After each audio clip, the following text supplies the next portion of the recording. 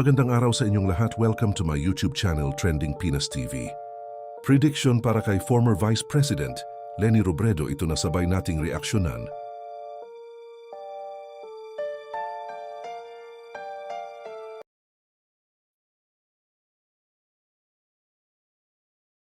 Kay Madam Leni naman, sa nakikita ko is napaka-firm din talaga niya, magaan yung aura niya. So, nafe-feel ko sa kanya a mother figure, no? So, pag if in any case talaga natatakbo din siya, baka ilalaban din niya. Mahihirapan, sorry? Ilalaban din niya. Ilalaban. Do you think niya. would you predict that she might be able to hold the #1 position?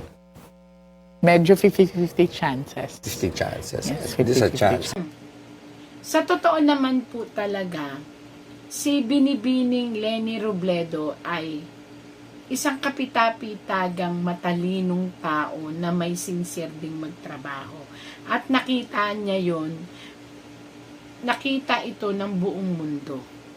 Ayan.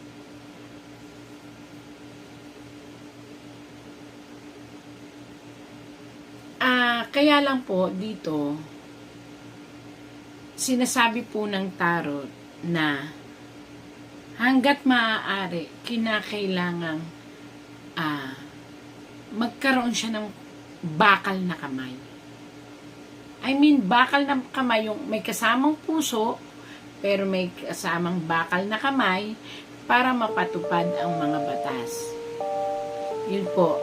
Na napuposes, ibig sabihin napuposes na makikita ng sanlibutan na dapat siyang ipalo.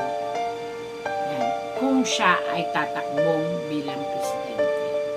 May mga lalapit po sa kanya, ayan, na talagang patatakbuhin ulit siya bilang presidente. Pero ako na po ang nagsasabi sa kanya, mas maganda po bilang mayor, yan ang mga kategorya. Vice-presidente, pwede rin po siya. Which napatunayan naman yan. Walang ano sa kanya eh. Wala akong pwedeng makitang pangit kasi pinakita naman niya ang kabutihan. Ang pangit lang ay mag-ingat siya sa mga tao sa paligid niya. Na ipupush siya nang ipupush sa hindi niya dapat na gawin. Eto, chismis to, wag niyo po akong anuhin wag niyo akong ibabash, ganun eh. Pero sa tarot lang po ito. Kung ako nga po sa kanya kung ako po sa kanila, pero ewan ko kung paano mangyayari to. Pero ayon sa tarot, sa totoo lang, alam niyang magbigay ng respeto sa dating presidente. Kahit pinag-aaway ng mga tao o ng mga maduduming isipan, sa totoo lang po, si Binibining Leni Robredo ay mataas ang pagkatingin niya sa ating presidente na dating presidente na si Tatay Digong. Ayan po. Never siyang nag-ano sa kanya, ano ba yung plastic na ganto-ganto kami, may away, wala. Yan po ang nakita ko. Ngayon ko lang nakita sa tarot na talagang nirespeto rin naman niya ang dating presidente. Tao lang talaga ang naggagawa ng negatibong komento. May isang babae na pipilitin siyang patakbuhin. Pag-isipan niyo munang mabuti, Ma'am Leni. Kasi hindi na po ito ang panahon.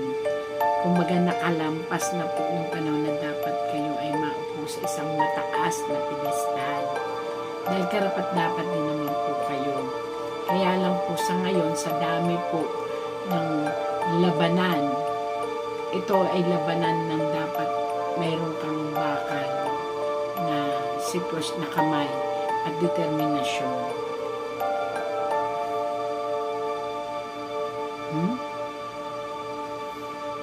Nakikita niyo po ito?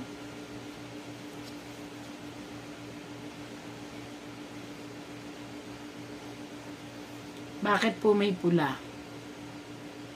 Kung po pwede nga lang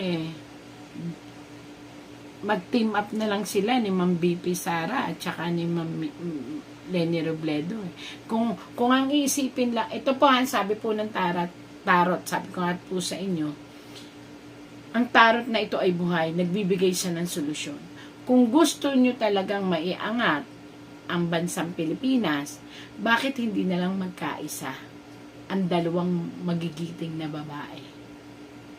'Di ba? Yung isa vice, yung isa presidente, di ba?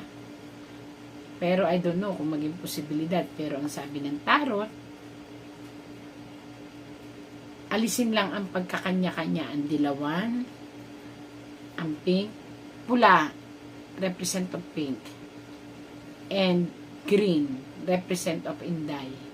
Kung magsama-sama lang ito, kung magsasama lang si Robredo, at magsasama si BP Sara, at ang isang lalaki, maniwala kayo, wag na lang nilang pansinin kung saan sino ang presidente, sino ang vice.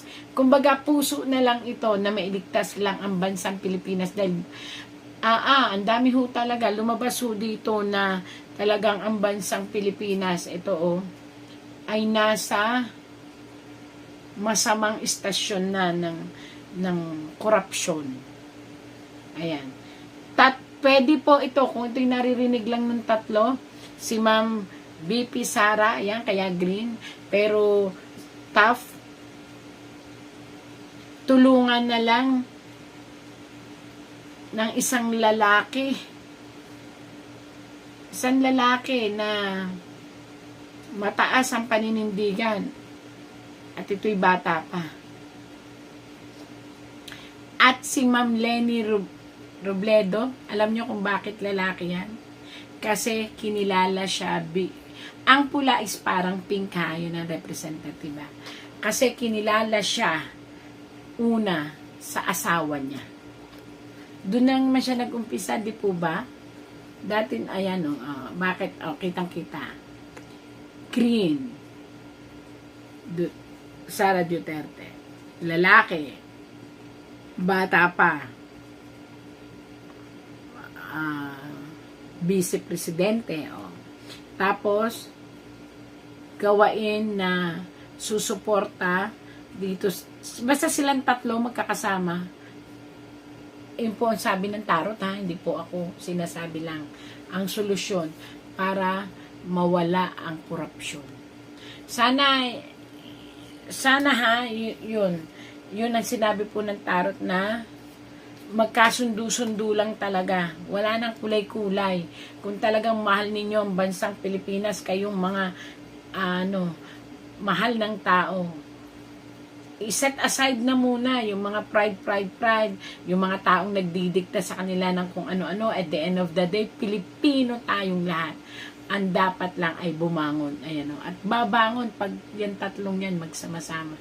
Sino kaya yung tatlong yan? Pero ang alam ko talaga yung isa BP Sara, yung isa Leni Robredo, yung isang lalaki, doon ako napapasel kasi bata pa to. Pero palaban. Yung tatlong yun, magsama-sama lang, alisin na yung mga kulay-kulay. Maniwala kayo, aangat ulit ang Pilipinas.